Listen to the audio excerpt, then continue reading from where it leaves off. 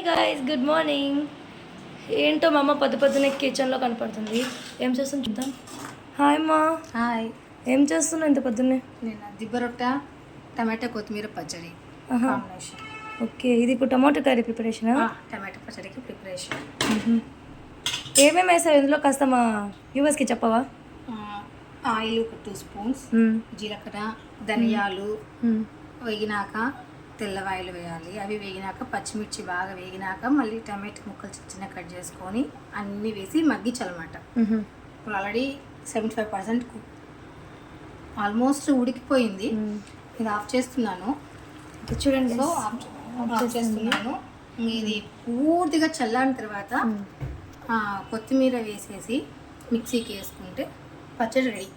Next దిబ్బరొట్టె. కొత్తిమీర వేసేసి mixie అంటున్నావే, దీనిపైన కొత్తిమీర వేసి మొత్తం మిక్సీలో తీయాలా చల్లారినాక? ఓకే ఫ్రెండ్స్, ఇది కాస్త చల్లారాక కొత్తిమీర దీనిపైన అట్లా గార్నిష్ చేసేసి, ఒకవేళ కొత్తిమీర కూడా మగ్గించుకోవాలంటే అది కూడా వేసేసేయండి.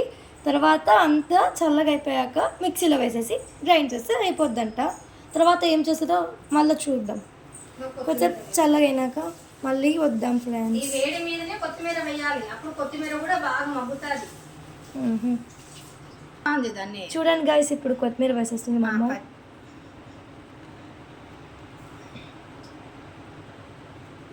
ఇప్పుడు ఇది కలబెట్టాల్సిన అవసరం లేదు. ఇది ఇట్లే పెట్టేసి మూత పెట్టేస్తే ఆ వేడికి కొత్తిమీర కూడా మగ్గిపోతుంది బాగా.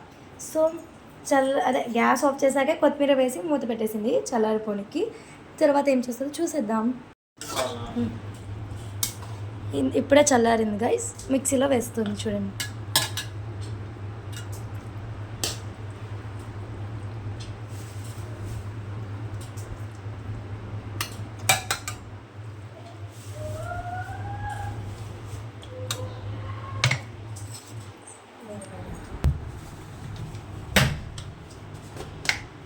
దీనికి సరిపడినంత ఉప్పు,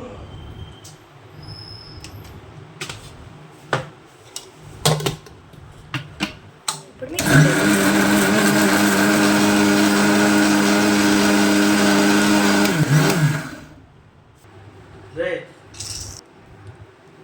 మిక్సీకి వేసిన తర్వాత టెక్స్చర్ ఇలా వస్తుందండి. అంతే టమాటా పచ్చడి.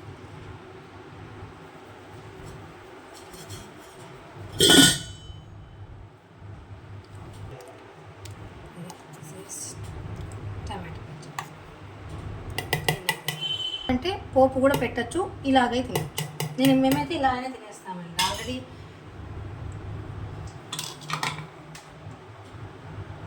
ఆల్రెడీ పోపు పెట్టాలి కదా స్టార్టింగ్. ఫైనల్లీ ఇది టమాటా కర్రీ.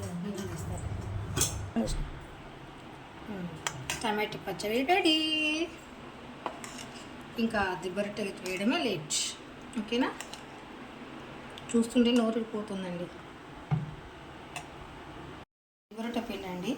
ఈ పిండి ఎలా తయారు చేసుకోవాలంటే ఒక గ్లాస్ ఉద్దిబాలకి 1/2 కేజీ బియ్యపు రవ్వ పడుతుందండి. ఉద్దిబాలు నానబెట్టుకోవాలి. బియ్యపు రవ్వ నానబెట్టుకోవాల్సిన అవసరం లేదు. నాకు ఉద్దిపిండి మిక్సీకి వేసి 2 కలిపేసి రాత్రి అంతా పుల్లబెడితే సరిపోతుంది. పత్తునికల్లా బాగా పొంగుతుంది. ఇంకా దాంతో ఉప్పు ఒకటి వేసి సరిపోతుంది. తగినంత ఉప్పు వేసి కలుపుకుంటే ఇలా ఉండాలి. ఇది పిండి రెడీ. ఇప్పుడు పెనం కూడా బాగా హీట్ ఎక్కిపోయింది. నేనైతే ఎక్కువ నూనె వేసి గోళంలో వేయట్లేదండి, చిన్నపాటి దోశలాగే వేస్తున్నాను. అది దోశనే వస్తుంది, మందమే వస్తుంది, అట్లా అయితే రాదు.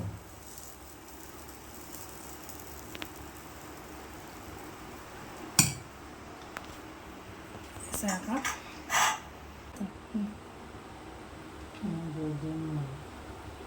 ఇప్పుడు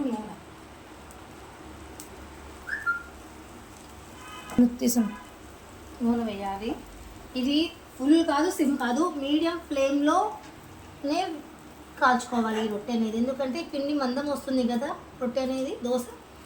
సో మందం ఉన్నప్పుడు ఫుల్ పెడితే పచ్చి పచ్చిగానే ఉంటుంది, పిండి పిండి ఉంటుంది. మీడియం ఫ్లేమ్లో పెడితే దోశ పర్ఫెక్ట్గా వస్తుంది అన్నమాట.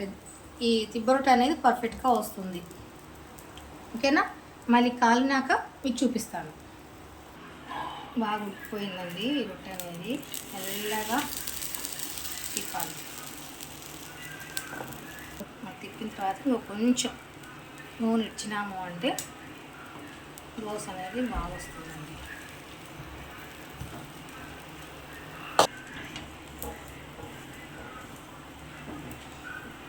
ఇలా బాగా ఉడికిపోయింది.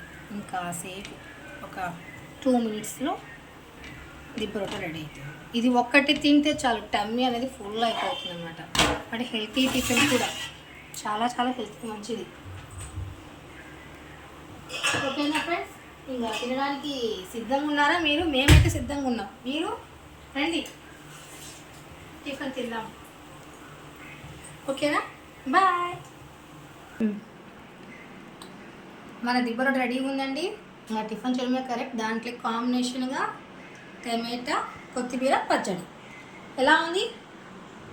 దీన్ని కామెంట్ చేయండి, కాస్త సబ్స్క్రైబ్ చేయండి, లైక్ చేయండి, మమ్మల్ని ఎంకరేజ్ చేస్తూ ఉండండి. ఇంకా మీకు ఏమైనా బ్రేక్ఫాస్ట్ కావాలి, డిన్నర్ కావాలి, లంచ్ కావాలి, ఐటమ్స్ కావాలంటే ఓన్లీ వెజిటేరియన్ అండి. ఏమైనా కావాలంటే మీరు కామెంట్ చేయొచ్చు. Please subscribe our channel.